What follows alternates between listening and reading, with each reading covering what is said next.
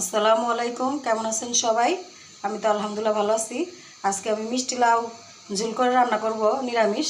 তার জন্য মোটা মোটা করে কেটে নিছি, কেটে ধুয়ে নিছি। এখানে দিয়ে দেবো আদা রসুন জিরা একসাথে বাটা পরিমাণ মতো, দিয়ে দেবো পেঁয়াজ কাঁচামরিচ, দিয়ে দেবো স্বাদ মতো লবণ, এখন দিয়ে দেবো পরিমাণ মতো মরিচের গুঁড়া, একদম কম। এই তরকারিটিতে আমি আবার একটু চিনি দিব, তার জন্য মরিচের গুঁড়া একদম কম দিলাম। দিয়ে দিব একটু হলুদ, একদম পরিমাণ মতো।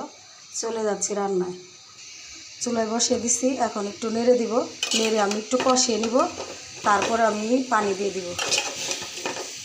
একটু হালকা পানি দিয়ে কষাবো। আমি নেড়ে চেড়ে মিশিয়ে নিছি, এখন একটু করে পানি দিয়ে কষিয়ে নিব।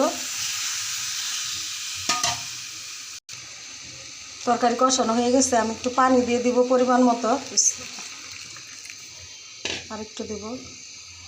এই তো পানি দিয়ে দিছি, এখন উতরানো পর্যন্ত অপেক্ষা করব। তরকারিতে উতরানো এসে গেছে, এখন ঝোলটা টানা পর্যন্ত অপেক্ষা করব।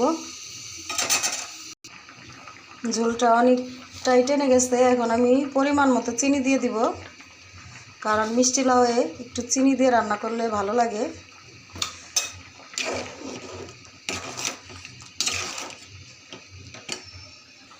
তরকারি হয়ে গেছে, এখন আমি নামিয়ে নিব বাগারের জন্য।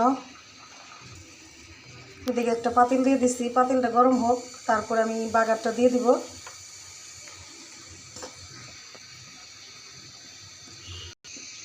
পাতিল গরম হয়ে গেছে, দিয়ে দিব তেল পরিমাণ মতো। তেল গরম হয়ে গেছে, দিয়ে দিব রসুন কুচি,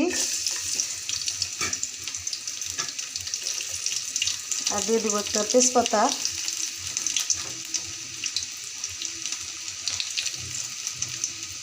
একটু নাড়িয়ে দিই।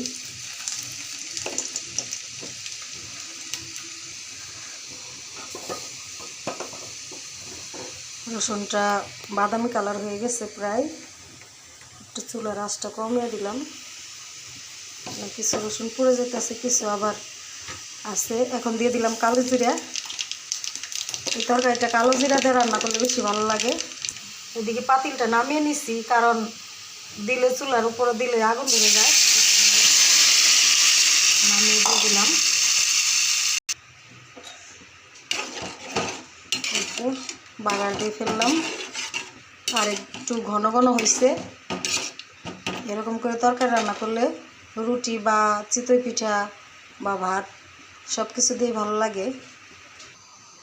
এই তো হয়ে গেছে আমার কালো জিরা দেওয়া মিষ্টি লাউয়ের তরকারি। এইভাবে রান্না করে খেয়ে দেখবেন, একদম নিরামিষ, ভীষণ ভালো লাগে। আর ইউটিউব থেকে দেখলে ইউটিউব থেকে দেখলে তুতুনের মায়ের রান্নাঘর, আর ফেসবুক থেকে দেখলে আপনার শখের রান্নাবান্না, মনে থাকে না।